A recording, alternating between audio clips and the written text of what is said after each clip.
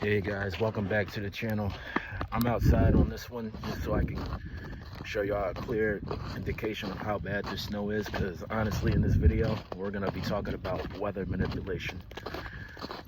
Now I know the cold's been bad, the weather's going to be the weather, but as I have this walk and talk with you guys, I can just show you just how bad Philly is right now. A lot of people is getting stuck, but I'm also seeing a lot of good people help people out in time of need as we get through the snowstorm. I get snow happens, and I'm not saying that's wrong. It's just the reason I'm saying that is I'm seeing a lot of videos on the internet where people are seeing honestly biblical snowstorms. And as I watch people struggle to just get through the shit we got in our city, it starts to question of, is this really a weather anomalies or is this government programming? To the point where people was also talking about a dark winter. Now a couple of days of snow I can handle, but just in, you know, a scenario, what if we had this for a couple of weeks? And I'm seeing how people are struggling just to handle it for a couple of days. Transmission. So again, from every conceivable level, these storms are being manipulated. And what's happening right now in the continental US, and although there are many agendas and objectives with the chemical winter weather warfare, which is taking place, that's exactly what it is.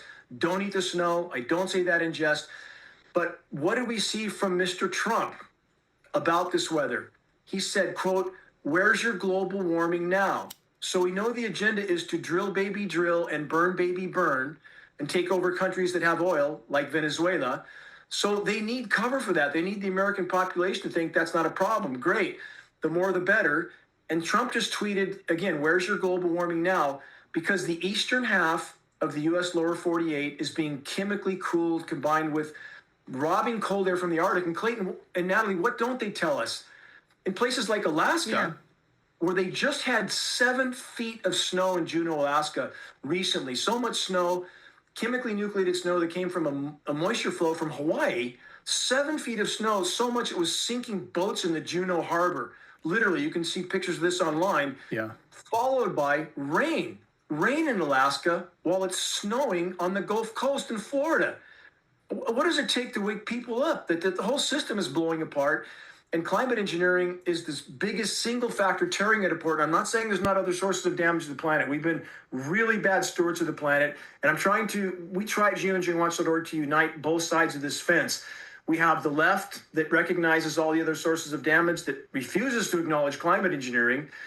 And that's very perplexing. And we have the other side of the fence that acknowledges climate engineering, but refuses to acknowledge the other sources of damage. We need to build bridges, not burn them. And this mantra, which we try to instill at geoengineeringwatch.org, I use this with legislators that I'm working with all over the country. How can we have any legitimate discussion about climate, anything from any perspective, without first and foremost addressing the climate engineering elephant in the equation? Juneau said at a press briefing on Wednesday, December 31st, that the winter storm brought new snow records with it. The depth was 50 inches of snow on the ground, which is the deepest snow depth ever recorded at the Juneau airport, she said, adding that the previous record for accumulated snow was 41 inches in February 1949. Weather officials say more than 80 inches of snow has fallen at Juneau International Airport in December 2025, making this the city's second snowiest month ever recorded so far. The month-long record was set in February 1965 at 86.3 inches. For reference, Juneau averages around 88 inches of snow all winter.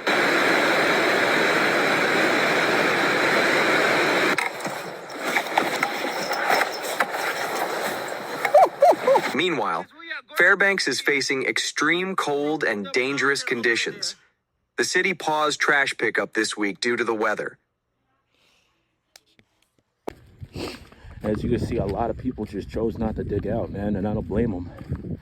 When I dug my car out, I was drenched in sweat, man. I had to put my hat near a fucking heater just to make it wearable again so I could have this talk with you guys.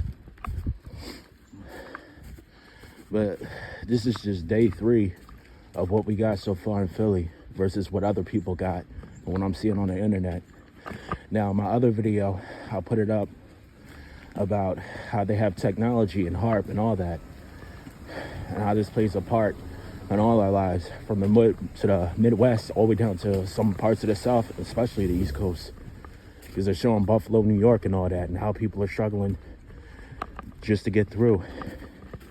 You gotta understand, the weather's gonna be the weather. I'm not saying that shit can't happen, that's Mother Nature, but certain shit just don't happen. And when people keep looking to the skies and seeing streaks, and then you seeing people is just choosing to let their cars rock. They don't even want to go outside and just rock in the house, and I get it.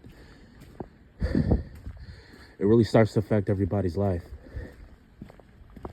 And we got more and more people talking about it, and we need more people talking about it, because if we don't talk about it, nothing gets done. Let's see this guy coming through. You taking it nice and easy. I would drive outside, but honestly, my fucking tires, I wouldn't even chance it. I don't want to get stuck out here. And the reason it took me so long to make this video, because it's kind of late in the evening. I was helping another guy out who got stuck in the snow, and I felt for him because he had to go to work. And this shit is fucking up my work schedule, because, not everybody's shit runs on dreams and rainbows. You gotta get out here, you gotta earn something, you gotta do something useful for society. That's just how it works. If I could have it my way, we all be rich and sit at home, but we don't. So this is part of the city. Like I said, a lot of snow, and a lot of people is just choosing to let it rock, like myself, and hoping that the sun, get hot and do what she need to do for us and melt some of this shit off so it can make it drivable again, because I don't want to slide and fuck my wheel up. Honestly, it's such hard financial times. This is why a lot of these cars are sitting. And I also bring that up as a fact, like my type of insurance, it's at a decent rate. But driving and shit like this, I wouldn't want to risk that and have another financial burden. And when I see these people rocking out in their homes and they realize that some of their cars is an asset, they needed to get to work, they needed to pick up their kids, they needed to make runs. They don't want to take that risk. And I don't blame them, because a lot of people are a paycheck away or a bad situation from really seeing really difficult financial hardship. And a lot of people is just keeping it, barely together, hanging by hair thin rope here. And I see people still have that need to grind because society got to move, but it's risky, it's dangerous driving in this type of weather, but that's the weather.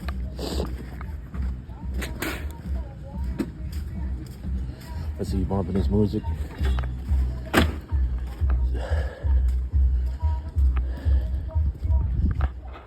I'm gonna wait to get a little farther and I'm gonna keep going. But that's basically it. Want to do is try to punch out through the back. Okay. So because it looks like your tire's spinning the most there, so try and punch it through the back there. And please, get in your car, because frostbite's a serious thing. Oh, I've seen videos on that. That's crazy. Yeah.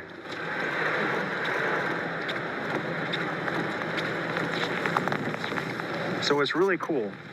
This gentleman literally is stuck a few dozen yards up this road, but he got his mats out of his car to try and put underneath their tires to hopefully help get them unstuck.